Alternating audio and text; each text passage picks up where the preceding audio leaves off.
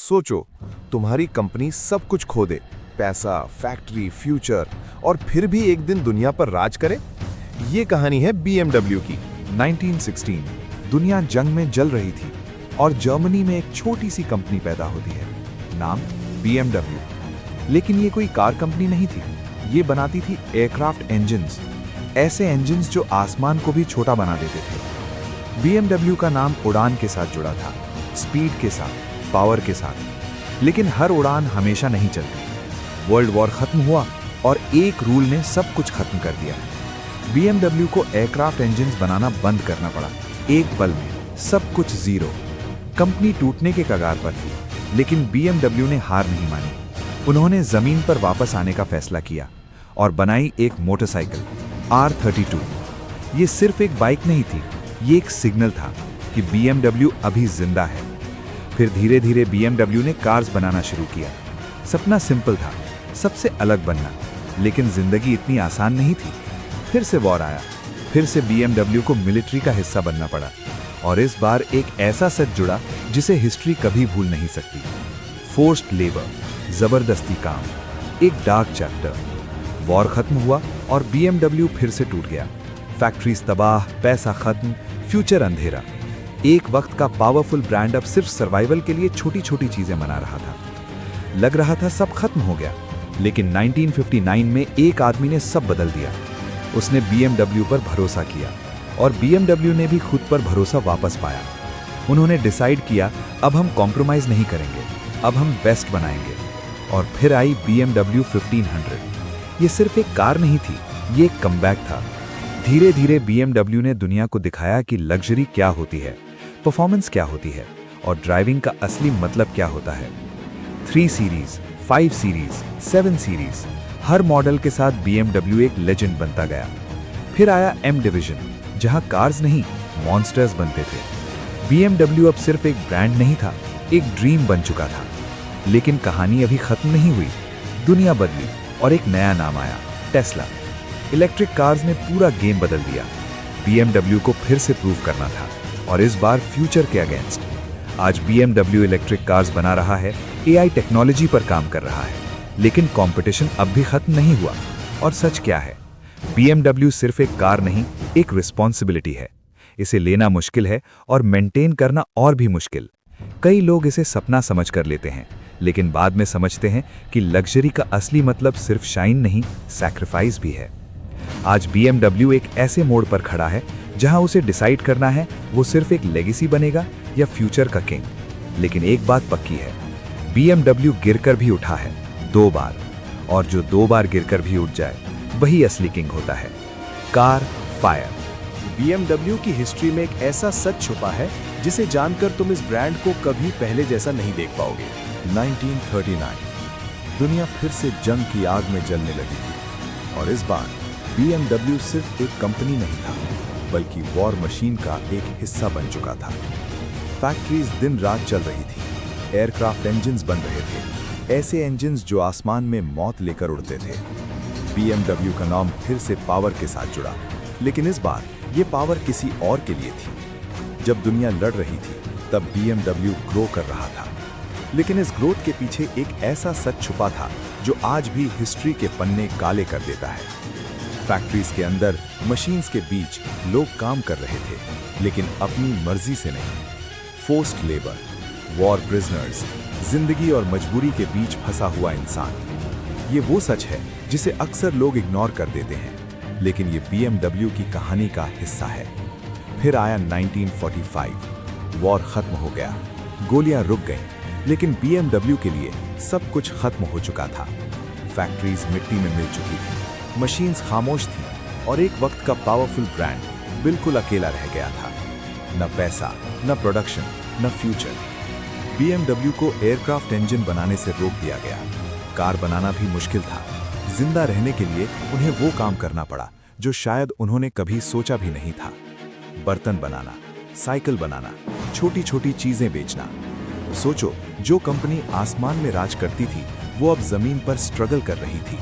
हर दिन एक फाइट था, हर रात एक सवाल, क्या BMW कल तक जिंदा रहेगा? दुनिया BMW को भूल चुकी थी, मार्केट में उसकी कोई वैल्यू नहीं थी। और अंदर से कंपनी टूट चुकी थी। लेकिन कहानी का सबसे इंटरेस्टिंग पार्ट यहीं से शुरू होता है, क्योंकि कभी-कभी सब कुछ खो देना ही सब कुछ पाने की शुरुआत होती है। जब सब लोग BMW को खत्म समझ चुके थे, तब एक ऐसा डिसीजन लिया गया जिसने हिस्ट्री बदल दी। जब दुनिया ने BMW को खत्म मान लिया था, तब एक आदमी ने रिस्क लिया और उस एक डिसीजन ने हिस्ट्री बदल दी। 1950s का टाइम, सब कुछ टूट चुका था। BMW जिंदा तो था, लेकिन बस नाम के लिए। ना पैसा, ना स्ट्रॉन्ग प्रोडक्ट, ना फ्यूचर। कंपनी ने कुछ कार्स बनाने की कोशिश की, BMW 501 जैसे मॉडल्स, लेकिन प्रॉब्लम ये थी, कार्स महंगी थी, मार्केट रेडी नहीं था, बायर्स कम थे। दूसरी तरफ वोक्सवैगन सस्ती कार्स दे रहा था, लोग उस तरफ जा रहे थे। BMW फिर से हार रहा था। 1959 सिचुएशन इतनी खराब हो गई कि एक शॉकिंग डिसीजन लिया गया, BMW को बेच दिया जाए। और बायर कौन था? Mercedes Benz. अगर ये डील हो जाती तो BMW का नाम हिस्ट्री बन जाता। खत्म। सब लोग मान चुके थे ये एंड है, entry of the game changer. तब एक आदमी आया, हर्बर्ट क्वांट। उसने BMW को अलग नजर से देखा। जहां लोग प्रॉब्लम देख रहे थे, वहां उसने पोटेंशियल देखा। उसने रिस्क लिया, अपना पैसा लगाया और BMW को एक और चांस दिया। Big decision. BMW ने डिसाइड किया, हम सबके लिए कार नहीं बनाएंगे, हम बेस्ट बनाएंगे। No compromise, no cheap strategy, सिर्फ premium plus performance. The comeback car. और फिर आई वो कार जिसने सब कुछ बदल दिया, BMW 1500। ये कार अलग थी, स्टाइलिश, पावरफुल, मॉडर्न। लोगों ने पहली बार फील किया ये कोई नॉर्मल कार नहीं है। ट्रांसफॉर्मेशन। धीरे धीरे सेल्स बढ़ने लगी, प्रॉफिट आने लगा, कॉन्फिडेंस वापस आया। BMW अब सिर्फ सरवाइव नहीं कर रहा था, वो अपनी आइडेंटिटी बना रहा था। New DNA। BMW ने अपना DNA डिफाइन कर दिया। Sporty driving, luxury feel, powerful engine. और यही उसकी पहचान बन गई। BMW वापस आ चुका था और इस बार वो रुकने वाला नहीं था। अब वो सिर्फ एक कंपनी नहीं, एक फ्यूचर किंग था। अब BMW सिर्फ जिंदा नहीं था, वो दुनिया पर राज करने के लिए रेडी था और अगला स्टेप उसे लेजेंड बनाने वाला था। 1960s के बाद सब कुछ बदल चुका था। BMW अब सिर्फ सर्वाइव नहीं कर रहा था, वो अपनी पहचान बना रहा था। एक सिंपल सा डिसीजन, बेस्ट बनाना है, उसने पूरी कंपनी की डायरेक्शन बदल दी। धीरे धीरे BMW ने ऐसी कार्स बनाना शुरू की जो सिर्फ चलती नहीं थी, फील होती थी। फिर आई वो गाड़ियां जो आज भी लेजेंड मानी जाती हैं। 3 सीरीज, 5 सीरीज, 7 सीरीज। हर मॉडल के साथ BMW ने दुनिया को ये दिखाया कि ड्राइविंग सिर्फ एक जरूरत नहीं, एक एक्सपीरियंस है। लोग जब BMW चलाते थे तो वो सिर्फ एक जगह से दूसरी जगह नहीं जा रहे होते थे, वो अपनी पहचान दिखा रहे होते थे। BMW धीरे धीरे एक कार कंपनी से ज्यादा बन गया, एक स्टेटस सिंबल। फिर BMW ने एक और कदम उठाया और अपनी कार्स को और डेंजरस बना दिया, मोटर स्पोर्ट डिवीजन। यहीं से पैदा हुई M सीरीज, M3, M5, ऐसी गाड़ियां जो रोड पर चलती हुई भी रेस ट्रैक जैसा फील देती थी। पावर इतनी कि कंट्रोल भी एक स्किल बन जाए। ये कार्स सिर्फ मशीन नहीं थी, ये एड्रेनलिन थी। इसके बाद BMW ने अपने सपने को और बड़ा कर दिया।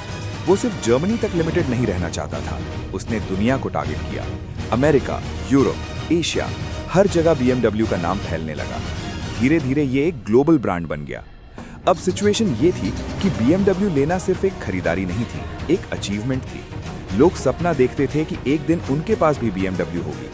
ये कार नहीं, एक लेवल थी। लेकिन हर सक्सेस के साथ रिस्क भी आता है।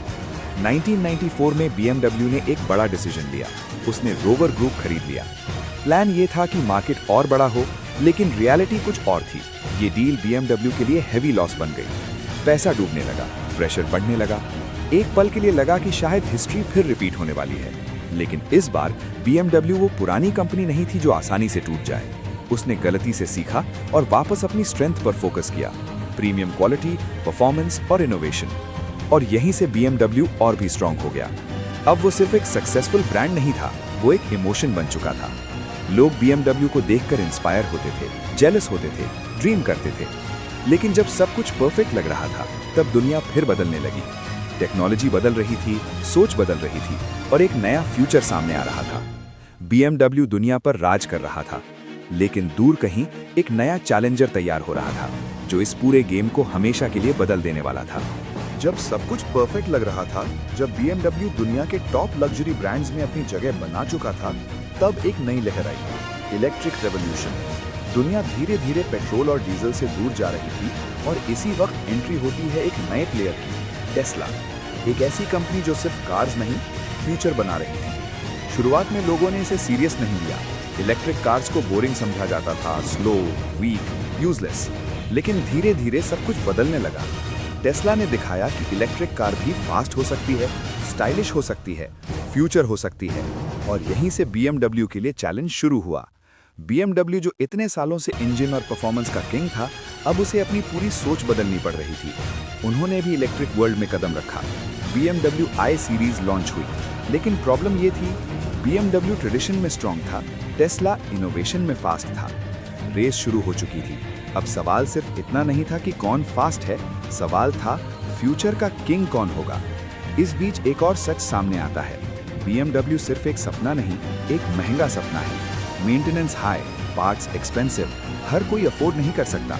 लेकिन फिर भी लोग BMW क्यों चाहते हैं?